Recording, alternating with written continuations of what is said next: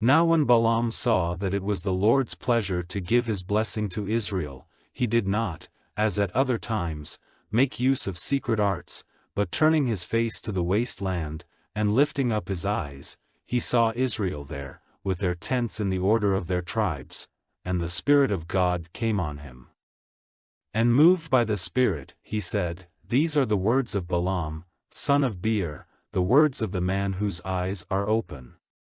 He says, whose ears are open to the words of God, who has seen the vision of the ruler of all, falling down, but having his eyes open.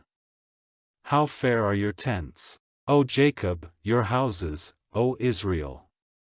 They are stretched out like valleys, like gardens by the riverside, like flowering trees planted by the Lord, like cedar trees by the waters. Peoples will be in fear before his strength, his arm will be on great nations, his king will be higher than Agag, and his kingdom made great in honor. It is God who has taken him out of Egypt, his horns are like those of the mountain ox, the nations warring against him will be his food, their bones will be broken, they will be wounded with his arrows.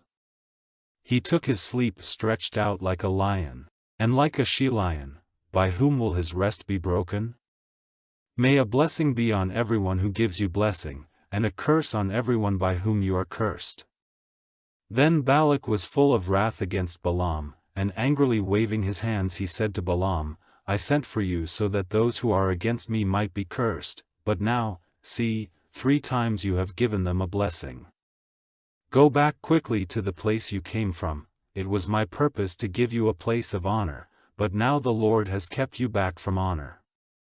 Then Balaam said to Balak, Did I not say to the men you sent to me, even if Balak gave me his house full of silver and gold, it would not be possible for me to go outside the orders of the Lord, doing good or evil at the impulse of my mind, whatever the Lord says I will say?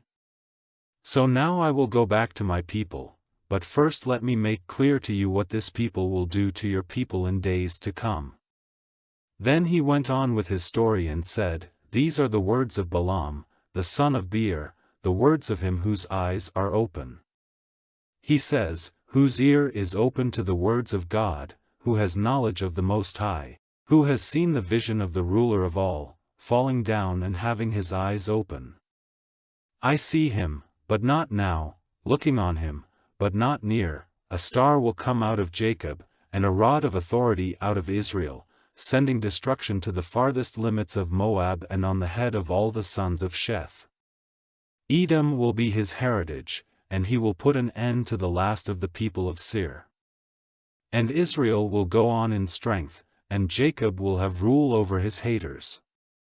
Then, turning his eyes to Amalek, he went on with his story and said, Amalek was the first of the nations, but his part will be destruction forever.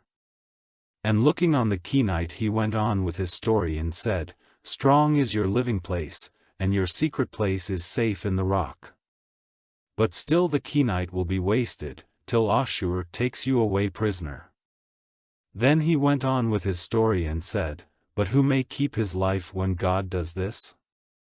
But ships will come from the direction of Kittim, troubling Ashur and troubling Eber, and like the others their fate will be destruction. Then Balaam got up and went back to his place, and Balak went away.